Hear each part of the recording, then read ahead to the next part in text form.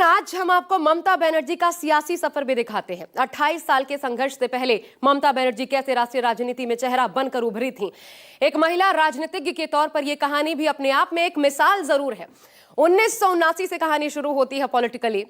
1979 से 1980 के बीच पश्चिम बंगाल इंदिरा कांग्रेस थी, तब उसकी महासचिव बनी ममता बनर्जी। 1983 में उन्हें इंडियन नेशनल ट्रेड यूनियन की महिला शाखा का सचिव बनाया गया। 84 में वो साल था ये जब इंदिरा कांग्रेस के बैनर तले पहली बार सांसद बनकर संसद पहुंची ममता बनर्जी।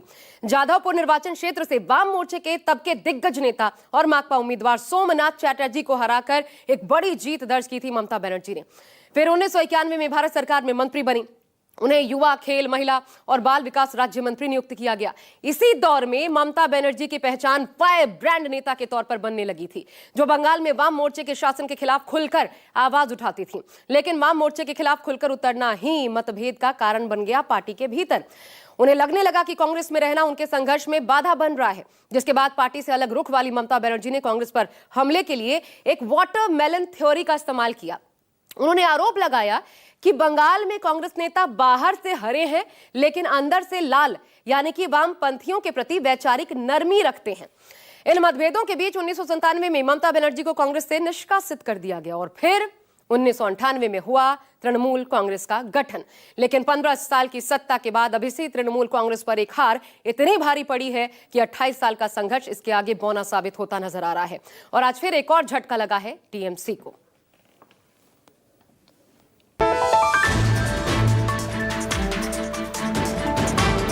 सुबह मैंने जब पार्टी से इस्तीफा दिया, गद्दारों से मैं जानना चाहता हूं कि तुम्हें तकलीफ हो रही थी तो तुमने इलेक्शन के बाद ये तकलीफ क्यों जाहिर की? इलेक्शन के पहले करना चाहिए था। अभिषेक बनर्जी को भी इतना पावरफुल, ममता बनर्जी को, अभिषेक बनर्जी को इतना पावर नहीं देना था।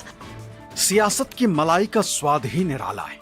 जब तक मिलती है गजब का स्वाद मिलता है और जब हाथ से निकलती है तो हजार तोहमतें झेलनी पड़ती। कुछ ऐसा ही हाल पश्चिम बंगाल की राजनीति का है। ममता बनर्जी के पार्टी को विधानसभा चुनाव में हार क्या मिली? पार्टी के सिंबल पर विधायक और सांसद बनने वाले कुछ नेताओं को अब पार्टी और ममता दीदी में ही खोट नजर आने लगी। इसके बाद तो पार्टी से दूरी बनाने और इस्तीफों की ऐसी होड़ लगी कि टीएमसी के राजनीतिक भविष्य पर ही संकट के बादल मंडराने दिखाई देने लगे।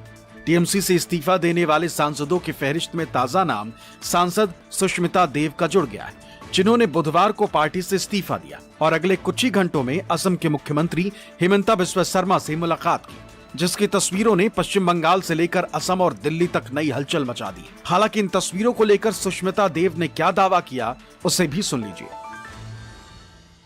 देखिए, सुबह मैंने जब पार्टी से इस्तीफा दिया तो जिस पार्टी की तरफ से मुझे राज्यसभा का आसन दिया गया वो छोड़ना तो तय है, क्योंकि उस पार्टी ने दिया तो मैंने दोनों से इस्तीफा दिया। उसके बाद मैं आसाम के मुख्यमंत्री डॉक्टर हिमंता बिस्वा शर्मा से मिली, क्योंकि मुझे आसाम में राजनीति करनी है। तो उनके साथ कुछ डिस्कशंस हुए जिस पर मैं अभी टीवी पर तो टिप्पणी नहीं कर सकती। जब वक्त आएगा मैं आपको जरूर बताऊंगी। सुष्मिता देव टीएमसी से साल भर पहले ही राज्यसभा सांसद बनी थी। तब इन्हें ना पार्टी में कोई खोट नजर आई, ना ममता दीदी में। लेकिन अब इनका तर्क है कि इन्हें अब असम की राजनीति करनी है, लिहाजा इसके लिए इन्हें हिमंता बिस्वा शर्मा से मुलाकात करनी थी। हालांकि अभी तक आधिकारिक तौर पर टीएमसी से सुष्मिता देव और सुखेंदु शेखर ने ही इस्तीफा दिया है। दूसरी तरफ इस तरह की चर्चाएं जोर पकड़ रही हैं कि 20 सांसद टीएमसी से बागी हो गए और इस्तीफा देने की तैयारी में हैं। इस चर्चा को उस वक्त जोर पकड़ा जब टीएमसी सांसद काकोली घोष दस्तीदार का बयान आया, जिन्होंने दावा किया कि पार्टी से बागी हुए 20 सांसदों की बैठक हो चुकी है। देखिए, मैंने सुना है एक सांसद जिसने कहा कि 13 है या 14 है, तो मेरा प्रश्न उनसे है कि वो तो थे नहीं वहाँ, वो तो हमारे साथ सिग्नेचर भी नहीं किया, हमारे मीटिंग में भी थे नहीं, तो वो ज्योतिष है, उनको कैसा पता चला? ऐसा झूठ फैलाना ठीक बात नहीं है, गलत बात है। किसी के बारे में, मैं तो उनके बारे में झूठ नहीं बोलती हूँ, तो वो क्यों हमारे पीछे ये सब टांग लड़ा रहे हैं? उचित नहीं है। 20 आदमी लाओ ना, अगर ले भी लिया तो एनडीए पार्टी नहीं है, गुट है। आपको मर्ज करना पड़ेगा बीजेपी में, तो वहाँ तो सीएम ही भ्रष्टाचारी है, फ्रेम खराब करा बैठा हुआ, जिसके ऊपर आरोप लगा हुआ है। तो फिर आप क्या कह रहे हो? यहाँ कह रहे हो भ्रष्टाचार, वहाँ भ्रष्टाचार। सबसे बड़े तो सुखेंदु शेखर था। सांसदों की बगावत से पहले टीएमसी के टिकट पर जीतने वाले 58 विधायकों ने बगावत कर खुद को पार्टी से अलग कर लिया था। ऐसे में जिस तरह से टीएमसी में भगदड़ मची है, उससे ममता की टीएमसी तेजी से कमजोर होती जा रही। जिन विधायकों सांसदों ने ममता के नाम पर विजय हासिल की और खुद के राजनीतिक करियर को नई उड़ान दी, अब वही सांसद दीदी के सियासी सफर पर उंगली उठाने में देर नहीं लगा रहे। 20 आ गया, इतना ज्यादा आ गया, तो मतलब उसी में कोई, अगर आप कभी किसके साथ लड़ोगे तो लगेगा कि उसके साथ उसका गलती है। जब आपके साथ एक का झगड़ा होगा तो उसका गलती, दूसरे का। जब 10 के साथ आपका झगड़ा होगा तो आपका भी गलती है, आपका ही गलती है। तो ऐसे ही यहाँ पे भी 20 एमपी जब गए हैं तो इतना लोगों का, इतना एमपीज का इतना प्रॉब्लम था, जो कभी रिकॉग्नाइज किया नहीं, जो कभी एड्रेस किया ही नहीं पार्टी ने, तो वही उसका ही रिजल्ट ये आया। अभिषेक बनर्जी को भी इतना पावरफुल, ममता बनर्जी को, अभिषेक बनर्जी को इतना पावर नहीं देना था। अपना पावर हाथ में रख के अभिषेक को साथ में लेके चलना था। अभिषेक और ममता बनर्जी दोनों मिलके अगर चलाते अच्छा से पार्टी चलते। अगर उसको इतना पावर दे दिया, उसका गलती, और उसने काई पैक को इतना पावर दिया, वो भी गलत था।